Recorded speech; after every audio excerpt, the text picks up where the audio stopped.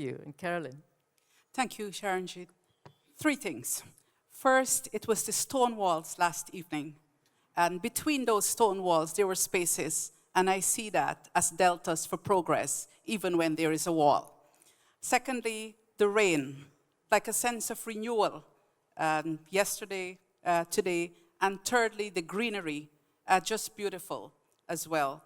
Greenery that we would all like to see all over our countries. And I come from a country with 80% forest cover, so I was at home.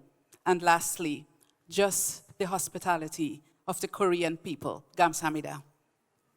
Kamsahamnida indeed, thank you. And Carolyn, turning to you next. The UN, of course, we've heard, is under growing financial pressure. There's lots of reforms that are being put in place. They remain a major challenge as well. So as Secretary General, what are the 2 areas that you would protect above and beyond at all costs? And what is the one part of the system that you are prepared to change significantly? Thank you. That's giving a lot of power to the Secretary General.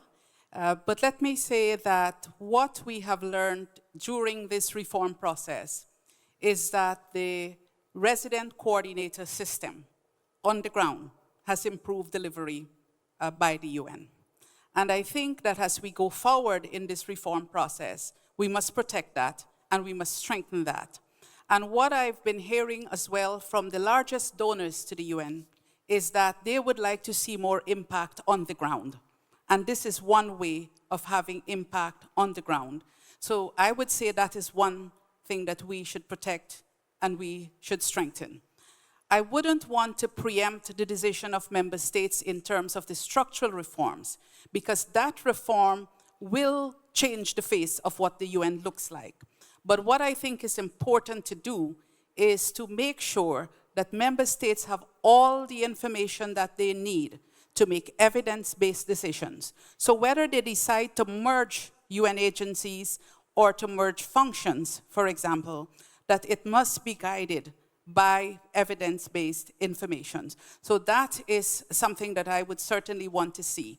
Now, it is highly likely that by the time the new Secretary General is there, some of these decisions are already made.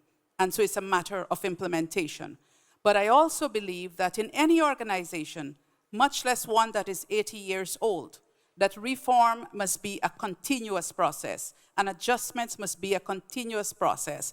The developments that we have seen over these last 5-6 years in terms of AI and so on, the developments before that would have taken decades. This one is took quite a few years. And so we have to be prepared to be dynamic and to move with the times and to change with the times.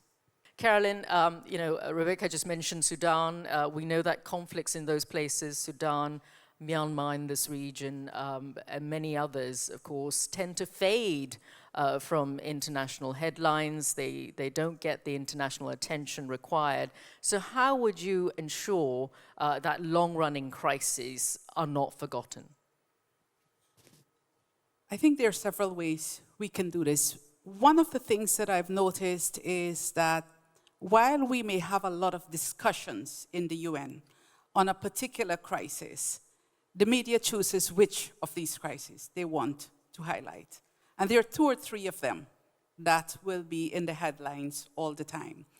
And so I think that we have to find better ways, the Secretary General in particular, to communicate what is happening out there.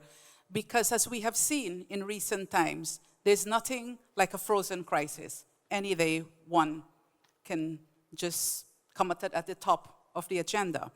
And so communication, I think, is very, very important to do that. But not only the Secretary General, we have all 193 member states represented at the UN. And I think that discussion with member states, whether it's in smaller groups, a crisis from a particular area, discussing with them. And I've seen member states use the platforms at the UN as well to promote different issues. And this is one way I think we can work together, the Secretary General and member states, to keep these, I wouldn't call them forgotten, but those that do not get the kind of global attention that they need. But I'm also conscious that there are times when you have to choose whether you're going to make a public statement or you're going to do things quietly to allow for solutions to progress. And I think one has to discern when that is necessary, because I've also seen cases where when you come out too quickly with a public statement, you remove yourself from being part of the solution as Secretary General. And so, as I said, discernment, versatility, and knowing which of the options you should choose for each one. Good response, thank you. And within 2 minutes too, excellent. Now, Carolyn, of course, young people stand to benefit enormously. In fact, we all do from AI. This is something that we've talked about a lot at this forum as well, and responsible AI in particular. But of course, young people could also not benefit from AI. There are so many jobs that may be, of course, non-existent for them in the future. So how would you ensure that young voices will help shape the rules on artificial intelligence? Thank you. I think that there are different ways that we can do this. And just to come back to the point made earlier, I think there are two ways that we should engage young people. One is getting young people in the UN system, but also in all of the processes that the UN is involved in, young people must be consulted. So as shapers and also as contributors to policies that the UN is involved in. I was involved, and I know Raphael says he doesn't like the creation of offices, but I was one of the co-facilitators that facilitated the process to establish the Youth Office of the UN. And we had a consultation on Zoom. 350 young people signed in from all over the world and contributed to that process and shaped that process and demanded that the head of that office is not older than 35 years old. So that was one very good example.